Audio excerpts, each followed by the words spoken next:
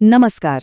आज आपण एका अशा व्यक्तिमत्वाची गोष्ट ऐकणार आहोत जी एखाद्या ब्लॉकबस्टर सिनेमातल्या अंडरडॉग स्टोरीसारखे वाटते. एक अशी गोष्ट जी ठामपणे सांगते की तुमची परिस्थिती तुमचं भविष्य कधीच ठरवू शकत नाही. आपण बोलतोय भारताचे लाडके राष्ट्रपती डॉक्टर APJ अब्दुल कलाम यांच्याबद्दल. खास करून विद्यार्थी मित्रांनो, ही तुमच्यासाठी एक प्रचंड प्रेरणा देणारी कहाणी आहे. तर मंडळी, आपण याला सुरुवात करूया एका अत्यंत प्रसिद्ध अशा संदेशाने. स्वप्ने पहा, स्वप्ने पहा, स्वप्ने पहा. आता विचार करा, एका अगदी सामान्य घरातला लहानसा मुलगा ही मोठी स्वप्न प्रत्यक्षात कशी उतरवतो, त्याने ती कशी साकार केली, याचीच ही रोमांचक सफर आज आपण अनुभवणार आहोत. चला तर मग या महान प्रवासाच्या पहिल्या पानाकडे वळूया. एका पेपर वाटणाऱ्या मुलाची अत्यंत साधी सुरुवात.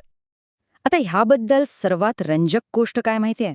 1931 साली तमिळनाडूच्या रामेश्वरममध्ये एका अत्यंत साध्या कुटुंबात या महानायकाचा जन्म झाला. वडील एक बोट चालवायचे आणि मशिदीत इमाम होते. घरची परिस्थिती अगदीच बेताची. त्यामुळे या छोट्या मुलाने शाळेत असतानाच कुटुंबाला हातभार लावण्यासाठी चक्क घरोघरी जाऊन वर्तमानपत्रे वाटण्याचं काम सुरू केलं. या सुरुवातीच्या संघर्षानेच त्यांच्यात कष्ट करण्याची आणि शिक्षणाबद्दलची एक प्रचंड ओढ निर्माण केली. घरातून आणि विशेषतः त्यांच्या आईकडून त्यांना काही अमूल्य गोष्टी शिकायला मिळाल्या. दयाळूपणा, अढळ श्रद्धा आणि अपार कष्ट ही तीच मूल्य होती जी डॉक्टर कलाम यांच्या संपूर्ण आयुष्याचा एक भक्कम, कधीही न डळमळणारा पाया बनली. याच भक्कम पायावर उभी राहिली त्यांच्या प्रगतीची इमारत. आता पाहूया त्यांचा हा शिक्षणाचा ध्यास. त्यांचा हा शिक्षणाचा प्रवास खरंच थक्क करणार आहे बरं का. त्यांनी आधी भौतिकशास्त्राचा म्हणजे फिजिक्सचा अभ्यास केला आणि त्यानंतर थेट एरोस्पेस इंजिनिअरिंगमध्ये झेप घेतली. विचार करा, ज्या परिस्थितीतून ते आले होते तिथे संधी खूपच कमी होत्या, पण तरीही केवळ आपल्या जिद्दीच्या आणि शिस्तीच्या जोरावर त्यांनी एक अतिशय यशस्वी वैज्ञानिक म्हणून स्वतःची ओळख निर्माण केली. आणि इथूनच पुढे सुरू होतो त्यांचा एक ऐतिहासिक वारसा, मिसाईल मॅनचा वारसा. डॉक्टर कलाम यांना आपण मिसाईल मॅन ऑफ इंडिया म्हणून ओळखतो. ते याचमुळे भारताच्या अंतराळ आणि क्षेपणास्त्र कार्यक्रमात त्यांनी दिलेलं योगदान हे खरोखरच अतुलनीय आहे.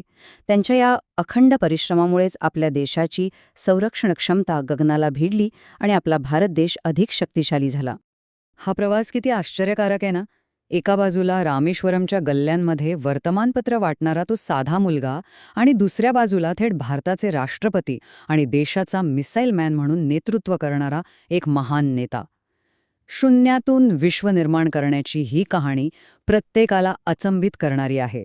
पण इतक्या सर्वोच्च पदावर पोचूनही त्यांच्यातला मूळ माणूस कधीच बदलला नाही. त्यांच्यासाठी शिक्षक असणं हे सगळ्यात वरचं होतं. भारताचे राष्ट्रपती हे देशातलं सर्वोच्च पद, पण तरीही ते किती साधे होते. कोणालाही ते सहज भेटायचे. ते संपूर्ण देशाचे लाडके होते. त्यांना स्वतःला राष्ट्रपतींपेक्षा एक शिक्षक आणि मार्गदर्शक म्हणून ओळखलं जाणं जास्त आवडायचं. विशेषतः तुमच्यासारख्या विद्यार्थ्यांशी आणि तरुणांशी गप्पा मारण्यात त्यांना जो आनंद मिळायचा तो शब्दात सांगता येणार नाही. या महान आयुष्याकडून भविष्यातलं स्वप्न पाहणाऱ्यांना काय शिकता येईल? चला पाहूया काही मोलाचे धडे. डॉक्टर कलाम यांच्याकडून आपण खूप काही शिकू शकतो. सगळ्यात महत्त्वाचं म्हणजे अपयशाला कधीच स्वतःची ओळख बनवू देऊ नका. खूप मोठी स्वप्न पहा, त्यासाठी प्रचंड मेहनत करा. जर कधी अपयश आलंच तर तो प्रगतीचा एक भाग आहे असं मानून पुढे चला. तुमची सुरुवात कुठून झाली यापेक्षा तुमची शिकण्याची तयारी, शिस्त आणि धाडस हे आयुष्यात जास्त महत्त्वाचं असतं. आणि म्हणूनच सर्वात महत्त्वाचा मुद्दा हा आहे की तुमची परिस्थिती किंवा तुमची पार्श्वभूमी तुमचं भविष्य कधीच ठरवत नाही.